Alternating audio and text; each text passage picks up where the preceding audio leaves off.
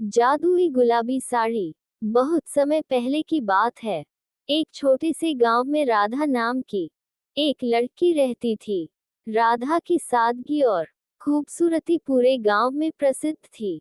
वह हमेशा अपनी माँ के साथ खेतों में काम करती और परिवार की देखभाल करती। उसकी माँ एक शानदार नजरिया और साहस की मिसाल थी। एक दिन उसकी माँ ने उसे अपनी पुरानी गुलाबी साड़ी दी और कहा, ये साड़ी हमारी परिवार की धरोहर है, इसे अच्छे से रखना। राधा ने साड़ी को बहुत ही स्नेह से संभाल कर रखा। वही साड़ी उसकी माँ की थी और उससे भी पहले उसकी दादी की। लेकिन राधा को इस बात का बिल्कुल भी अंदाजा नहीं था कि यह साड़ी केवल एक साधारण साड़ी नहीं थी, बल्कि जादुई थी। एक रात जब राधा सो रही थी, उसे एक अजीब सपना आया। उसने देखा कि उसकी साड़ी के चारों ओर एक हल्की रोशनी फैली हुई थी और साड़ी से सुनहरी चमक आ रही थी। अचानक एक परी उसकी साड़ी से प्रकट हुई और बोली, राधा, ये साड़ी जादुई है। इसका प्रयोग तुम्हारे जीवन में खुशियां और समृद्धि लाने के लिए कर सकती हो।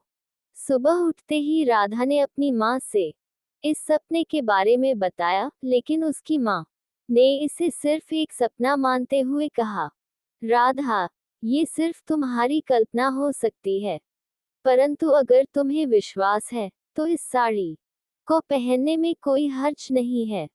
राधा ने उस साड़ी को पहन लिया और उसके बाद जो हुआ वह वाकई में आश्चर्यचकित करने वाला था। जब वह खेत में काम करने गई, तो वह हर पौधे को छूने से तुरंत फल और फूल से भर गया। उसका पूरा खेत हरा भरा और सुंदर हो गया। गांव के लोग ये चमत्कार देखकर अचंभित हो गए और राधा की खूब तारीफ करने लगे। कुछ समय बाद गांव में सूखा पड़ा। सारी फसलें बर्बाद हो गईं और लोग बहुत परेशान हो गए। गांव के बुजुर्ग राधा के पास आए और उसे कहा, राधा, तुम्हारी साड़ी में जादुई ताकत है, क्या तुम हमें बचा सकोगी? राधा ने सोचा और कहा, मैं कोशिश जरूर करूंगी। राधा ने अपनी साड़ी पहनकर खेतों में जाए सारी जमीन पर हाथ फेरा। अचानक आकाश में बादल छा गए और बारिश शुरू हो गई। पूरे गांव में खुशी की लहर दौड़ गई। सभी ने राधा को धन्यवाद दिया और उसकी साड़ी की खूब तारीफ की। गांव के राजा को भी इस चमत्कार के बारे में पता चला। राजा ने राधा को अपने दरबार में बुलाया और सम्मानित किया। राजा ने राधा से कहा, तुम्हारी इस साड़ी ने हमारी प्रजा की जीवन को खुशहाल बना दिया है। तुम सच में एक महान आत्मा हो। राधा ने उस साड़ी का केवल लोगों की भलाई के लिए इस्तेमाल किया। वह समझ गई थी कि साड़ी की ताकत से सिर्फ अपने लाभ के लिए कुछ कैसे किया जाए, ये ही नहीं बल्कि दूसरों की मदद करने का भी मौका मिलता है। उसने अपनी जिंदगी उसी तरह ही बिताई और सबकी प्रिय बन गई। समय बीतता गया और राधा की कहानी सिर्फ गांव में ही नहीं बल्कि दूर दूर तक पहुंच गई। उसकी ईमानदारी और परोपकार की मिसाल ने उसे सबके दिलों में जगह दी।